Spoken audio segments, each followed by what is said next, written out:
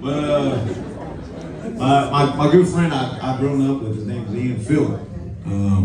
I don't know where the fuck he's been for maybe the past 5 or 6 years, but apparently he moved to Germany. He met a Brazilian lady and moved to Germany. Yeah, what a life.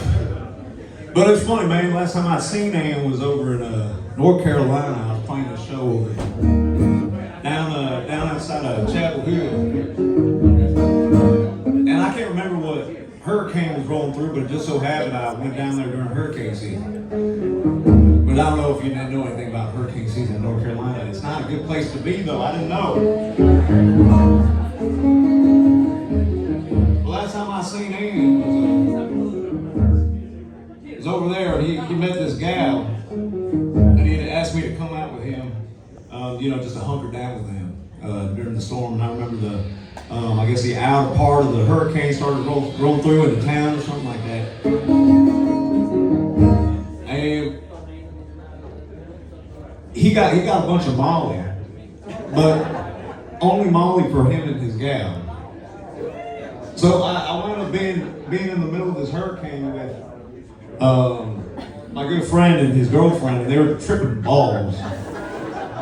Again, you know how it is with Molly, I mean, they're very touchy-feely, and I was like, I didn't get the fuck out of here. So I got a Greyhound ticket. I got a Greyhound, so I went down to the Chapel Hill Greyhound station. There were literal sandbags over the front, man, over the front doors, and I was like, okay, well, fuck. It still says the Greyhound's gonna come, so I'm just gonna pop a squat here and we'll see where it goes. I waited for 5 hours. That Greyhound never fucking showed up.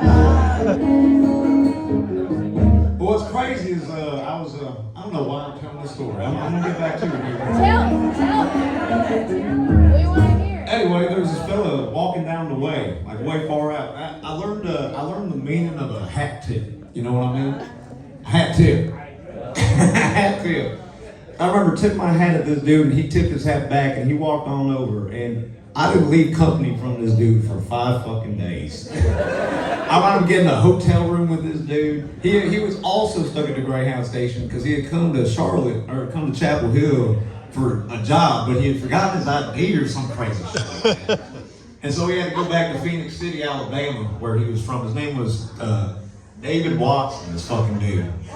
And he was I don't know if it's the same David Watson. From Phoenix City, Alabama. Sounds familiar. He's a good man. But I remember thinking about Dale Watson is that he was a Marlboro Red smoker. What I learned about Marlboro Red smokers is that they're wily in that way. I just kind of like them, you know what I mean? He had an arch sticking out of his tooth. I guess an arch missing out of his tooth. And I remember when he barked up and we started hanging out, he stuck a Marlboro Red in between that arch and his tooth, and they never left. And I thought, this is the damnedest dude I've ever met. Anyway, long story short, I wound up singing fucking Johnny Cash songs in a hotel room with this fucking dude, getting drunk for 5 days while I was home without. And I didn't bother to tell him when he messaged me that this is the last time I seen him. All right. Good story. Good story.